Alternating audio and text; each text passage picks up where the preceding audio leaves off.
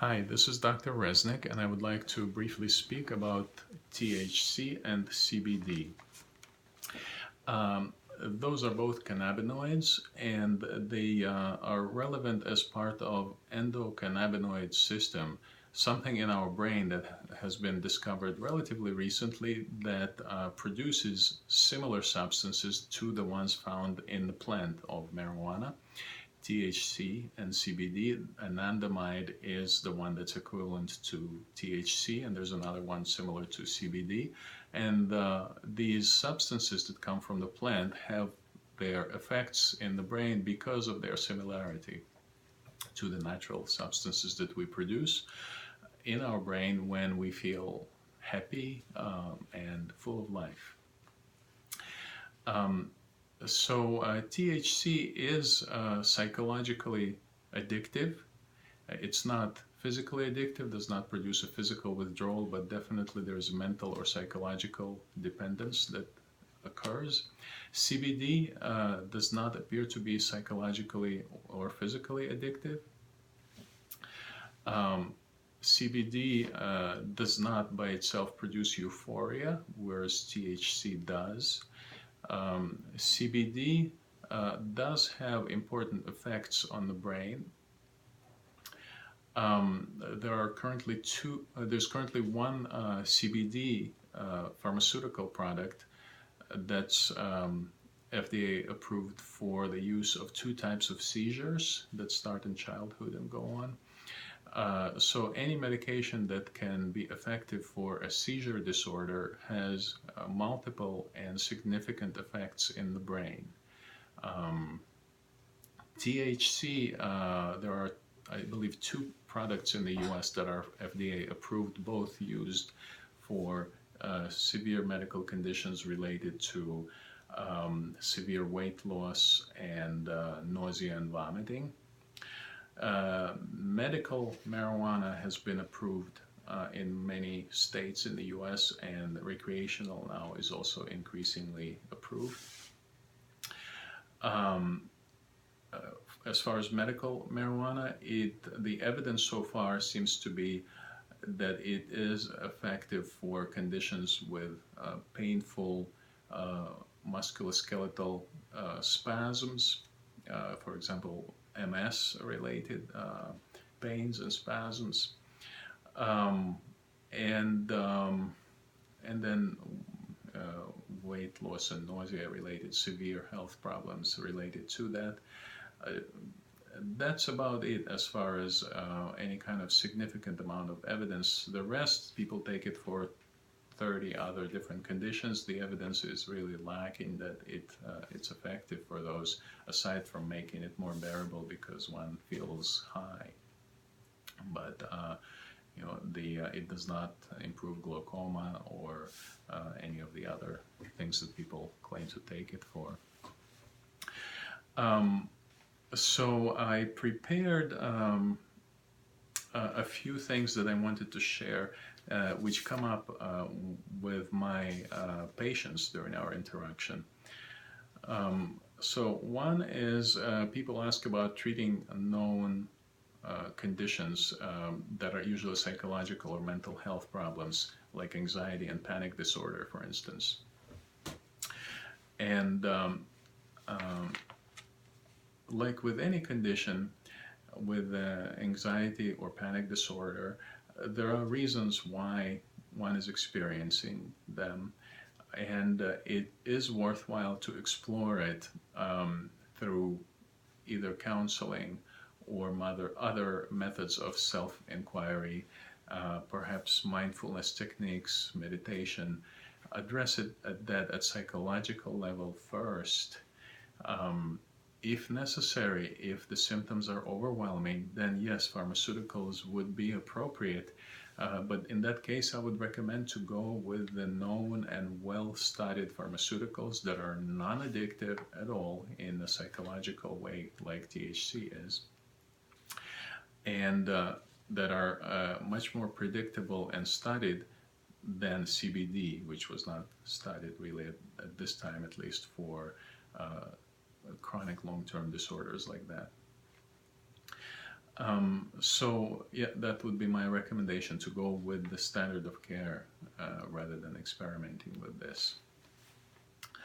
The other thing that comes up, that it's people think because it's a natural substance that it's better than a pharmaceutically produced chemical, and that's it's erroneous, way of thinking, because cocaine, heroin, alcohol are all natural substances, but can be very harmful, right? So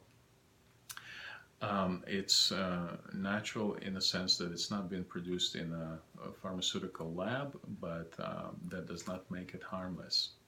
It's definitely a mind-altering substance for THC, and CBD definitely has significant effects, even though it is not euphoria-producing. But to stop seizures, it takes a lot in the brain. To give an idea about that is most of the medications used for seizure disorder can be used for other conditions. They are used, and I'm not talking about THC or CBD, but other anti-seizure medications. They are used for migraine headaches, mental health instabilities. So they do produce major effects in the brain. It's good to keep that in mind. Then people believe that it will help a lot of different problems, from anxiety to cancer, that it will cure all kinds of illnesses. People find all kinds of information like that on internet, which is a tendency to look for a magic bullet. We hope to find something that will just magically make things go away. But chronic things are there for reasons, and that's why with pharmaceuticals, as far as chronic illnesses, as the best we can expect is slowing down of the progression of the chronic illness. It won't cure it. And the idea that something like that will be cured magically by a substance, we need to let it go. The closest thing to a magic bullet would be the person's own body, which, when it's put in optimal situation with good diet, exercise, peaceful mind, abstinence from substances that are known to be harmful, like cigarette smoking and so on, and addictive substances, then the body heals itself. So that's the magic bullet. The next is about reaching our best potential, whatever we're doing. To be the best at what we do, we need to have awareness, alertness, coordination, sharpness of perception and mind. All of those qualities are dulled or altered by addictive substances. So I don't recommend it for anyone who wants to reach the best that they can do in any domain.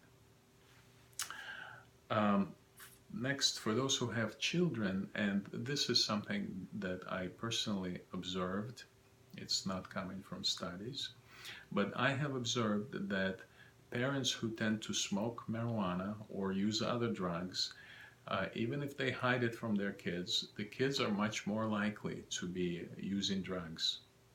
And I think this is because the kids are aware at some level what the parent is doing, no matter how well the parent hides it. When the parent chooses a strategy of using a substance to make himself feel okay, then it is natural that the child will think that that's the way to go. So, to be the best example to your kids, I recommend avoiding it, unless one has truly significant health problem for which it is necessary and one has no other choice. Expectations that the things will, because it's an over-the-counter medication, people take it and expect that it will produce a cure and it's not a big deal because it's over the counter.